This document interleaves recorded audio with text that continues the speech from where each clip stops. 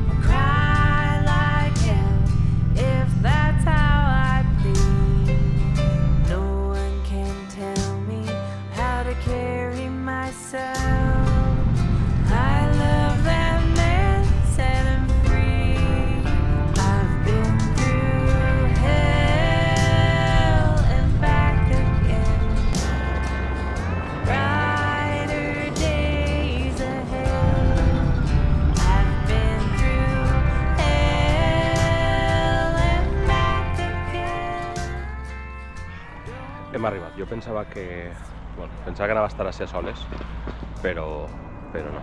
Tampoc vaig a queixar-me perquè els pobres estan arreglant la carretera, així que no anem a queixar-se quan arreglant la carretera, faltaria més.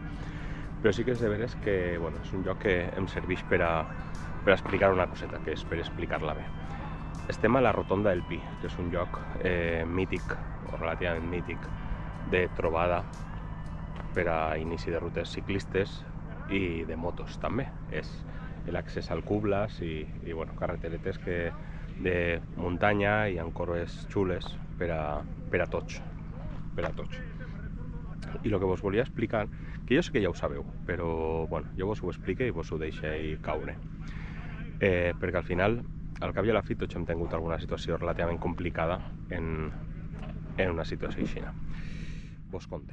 Quan anem a una rotonda, el vehicle que està dins de la rotonda sempre té la preferència. És a dir, n'hi ha normalment un CEDA, s'ha de cedir el pas, o allí n'hi ha un stop, etc. Però què passa?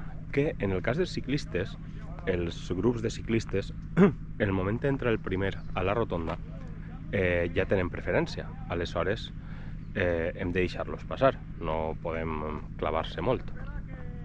Altra cosa és que nosaltres estem circulant per la rotonda i anem relativament prop a l'entrada on van entrar ells. En aquest cas tenim nosaltres la preferència perquè tenen ells un CEDA. Aleshores, sempre hem d'anar en molt de compte.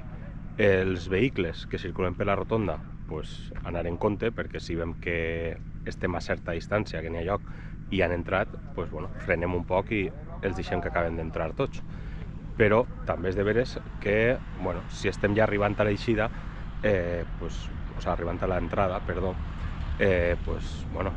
grups de ciclistes, sé que és un poc putada haver de frenar i llevar-se la cala i tot això, però freneu, pareu, perquè al cap i a la fi, si vas en cotxe o si vas en moto, qui té les de perdre, entre cometes, és el ciclista que és prou més dèbil, entre cometes, que nosaltres. Aleshores, és una cosa que hem de tindre en compte, per favor. Anem espaiet i anem en compte en aquestes coses. Anem a continuar perquè anem a un complex turístic que bueno, el van remodelar fa temps i jo la veritat és que tenia ganes de veure'l. Sembla que no, però s'ha girat el dia i fa un solet prou agradable. No les tenia jo totes en mi, però bueno, encara mos queden algun que altre lloc que visitar. Anem allà.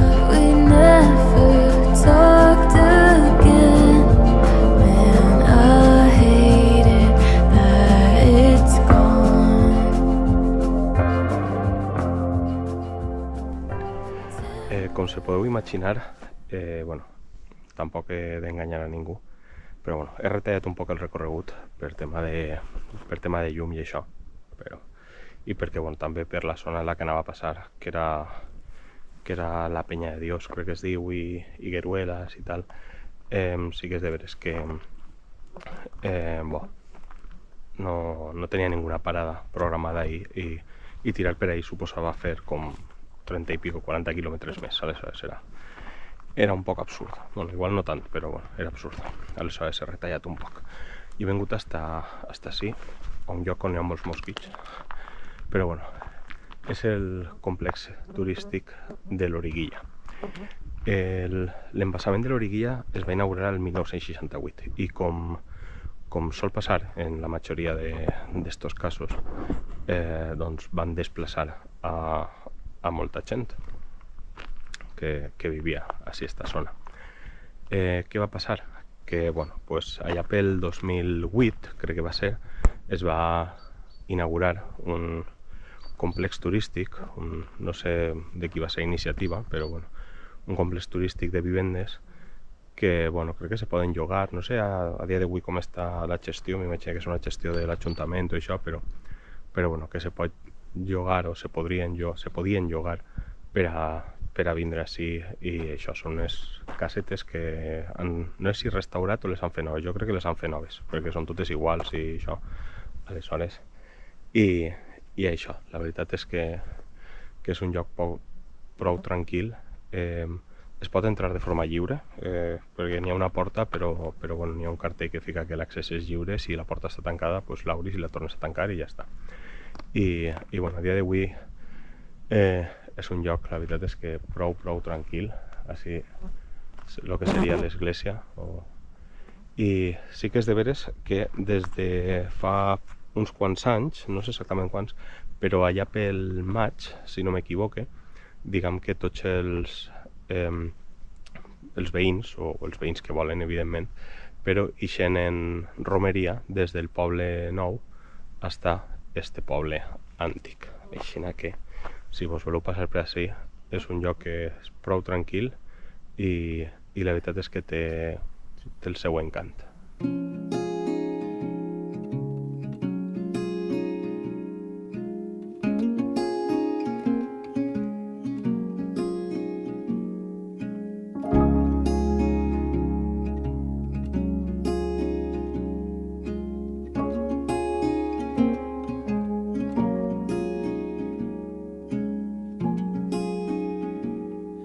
Soft light falls on quiet sand. You almost leaned in. Shadows move, skin to skin. Something unspoken. Will you let me in? You and I will always have that one night.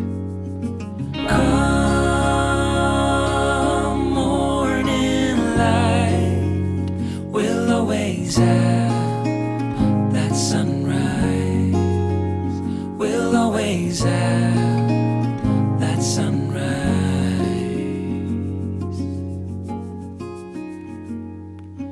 Daybreak, shadows fade. You step back, I step away. Nothing's broken, nothing new. Only the sunrise.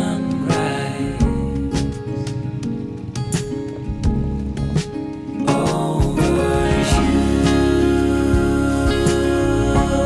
and I will always have that one night. Come morning light, we'll always have that sunrise. We'll always have that sunrise. I don't wanna leave. I don't wanna go.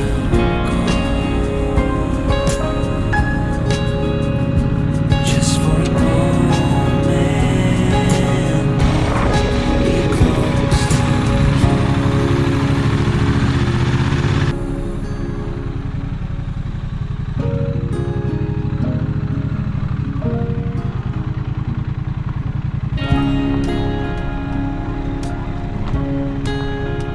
We'll always have that one night. We'll always have that sunrise.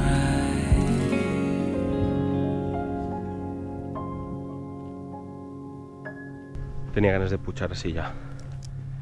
Hem passat per Xelva, com us he dit, hem fet un xicotet retall de la ruta, però bueno, estem al Pic del Remei.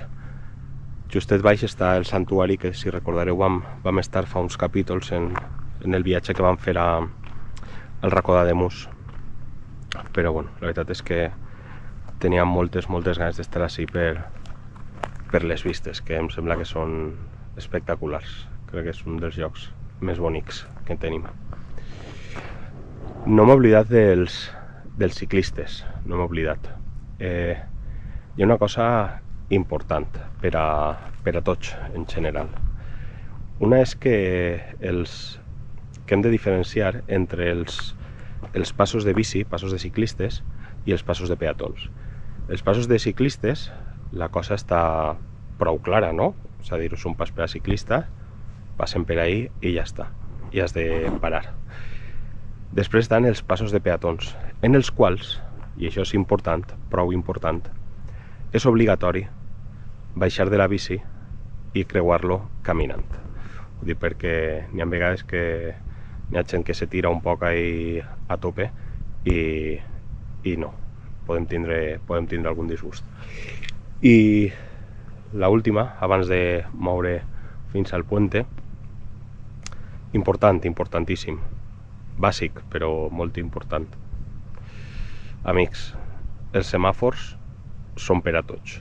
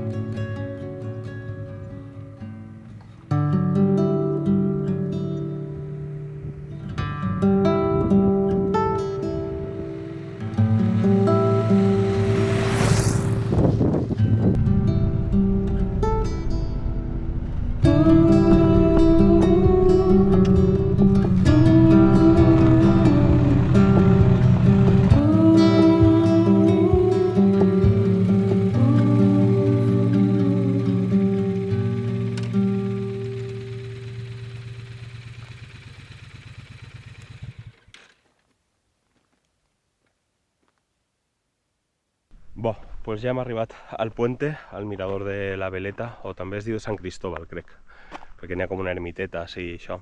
I res, com podeu veure, les vistes són brutals. També vaig a dir que es nota la fresqueta, perquè, bueno, estem ja en mitjà de desembre i avui és que no es nota. Què més us volia dir jo?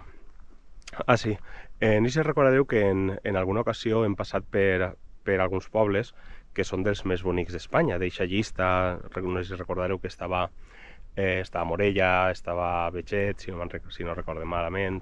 Havien llevat a no sé qui, però bueno, havien de complir una sèrie de requisits, diguem, per a entrar en eixa llista. Doncs el Puente va entrar en eixa llista, si no recordem mal, crec que ha sigut este mateix any, per el context històric, paisatgístic, totes aquestes coses, no? Aleshores, pense que pagava la pena fer-li aquest xicot de reconeixement i, com us he dit, ficar així fi a la nostra ruta ciclista. Ha sigut una ruta més inspirada en la ruta ciclista, però espero que us hagi agradat, que hem tornat, que és el que importa. I res, què ens depara la setmana que ve? La veritat és que no tinc ni idea, però algo traurem, crec jo, per a que estiguem entretinguts estos Nadals. Així que moltes gràcies per haver estat ahí i ens veiem a la pròxima. Adeu.